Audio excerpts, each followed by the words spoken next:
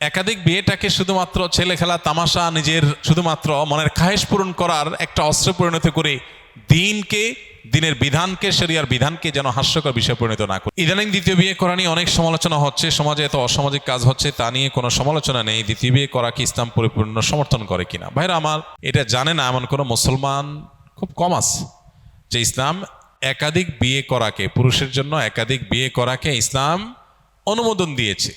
তবে শর্ত হলো একাধিক বিয়ে করার পর একাধিক স্ত্রীর প্রতি সমতা বজায় রাখার সামর্থ্য সার্বিকভাবে থাকতে হবে। প্রথমত একাধিক স্ত্রী পালার, লালন পালন করার শক্তি সামর্থ্য থাকতে হবে, সার্বিক সামর্থ্য থাকতে হবে। দ্বিতীয়ত, সামর্থ্য থাকলেই হবে না, ইনসাফ করার সামর্থ্য থাকতে হবে। আল্লাহ বলেছেন, ফাইন খিফতুম আল্লাহ তাআদিলু ফাওয়াহিদা, যার এ আশঙ্কা হয় যে না একাধিক স্ত্রী হয়ে গেলে একজনের প্রতি ঝুঁকে যাব, আরেকজনের খবর নেব না, আরেকজনের প্রতি বৈষম্য হয়ে যাবে, জুলুম হয়ে যাবে, ভরণ পোষণ দিতে গিয়ে একজনকে বাড়াই দিবে আরেকজনকে দেব না, এরকম যদি আমার ভিতরে কোনো একটা সাইডে ঝুঁকে পড়ার আশঙ্কা থাকে, বৈষম্য করার আশঙ্কা থাকে, ফাওয়াহিদা, তাহলে তার জন্য একটির বেশি করা তার জন্য জায়েজ নাই। এটা হলো মৌলিক কথা।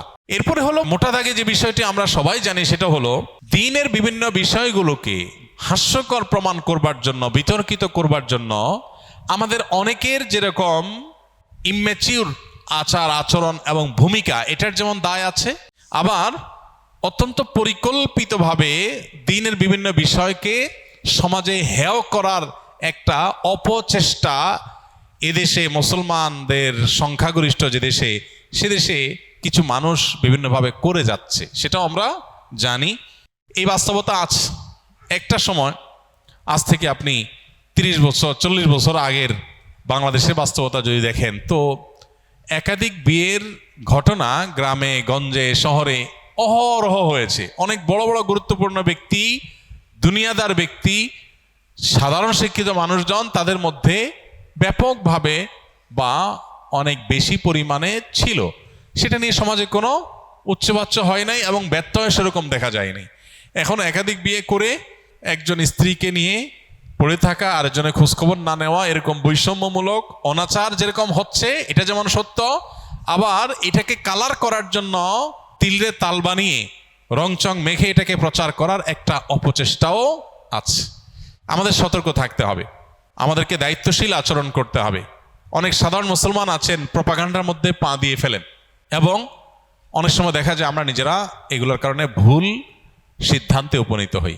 তবে আমি আবারও বলছি, একাধিক বিয়েটাকে শুধুমাত্র ছেলে খেলা তামাশা, নিজের শুধুমাত্র মনের খায়েশ পূরণ করার একটা অস্ত্রে পরিণত করে দিনের বিধানকে, শরিয়ার বিধানকে যেন হাস্যকর বিষয় পরিণত না করি। দেখুন, কোনো ফ্যামিলিতে এরকম বহু ফ্যামিলি আছে, আমি পার্সোনালি চিনি, এরকমও আছে যে স্ত্রী কোনো কারণে স্বামীর সঙ্গ দিতে পারছেন না, সেভাবে সঙ্গ দিতে পারছেন না, শারীরিক অসুস্থতা হতে পারে, কত সমস্যা হয় মানুষের।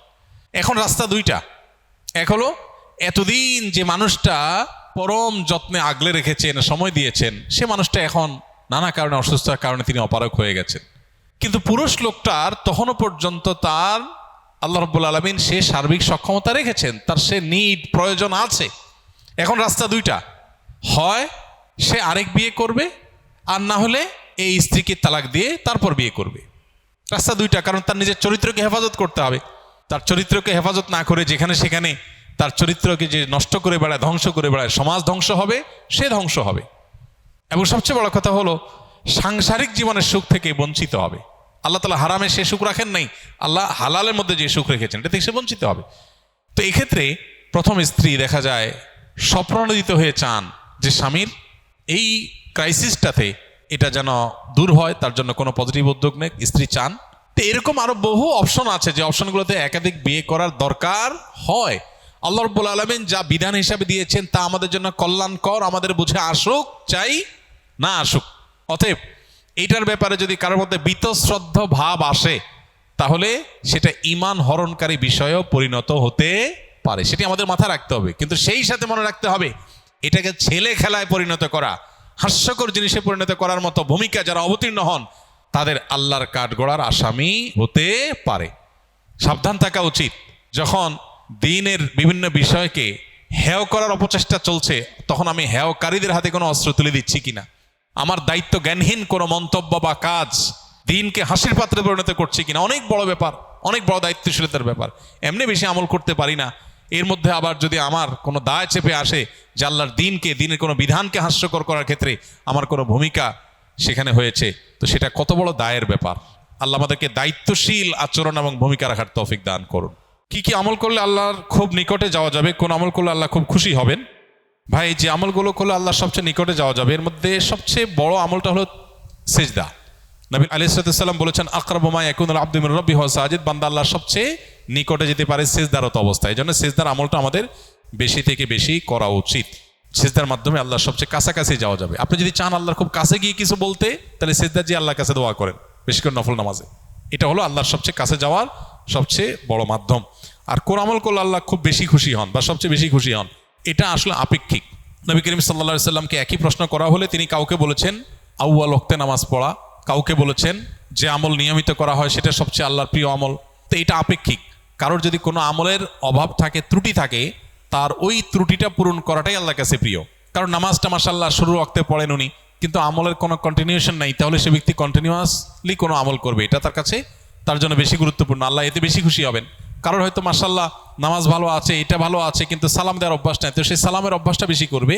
আর এর বাইরে আল্লাহর পছন্দনীয় কাজের তালিকা, এটা নিয়ে আমাদের একটা ভিডিও আছে ইউটিউবে, সেটা দেখতে পারেন। সেখানে আমরা কোরআনে এবং হাদিসে ইন্নাল্লাহা ইউহিব্বু বলে যে সমস্ত, এই শিরোনামে যে সমস্ত আমলের কথা বলা আছে, আল্লাহ তাআলা অমুককে পছন্দ করেন, অমুক কাজ পছন্দ করেন, এই তালিকাটাকে নিয়ে আমরা একটা বক্তব্য দিয়েছি, সেটা ইউটিউবে আছে।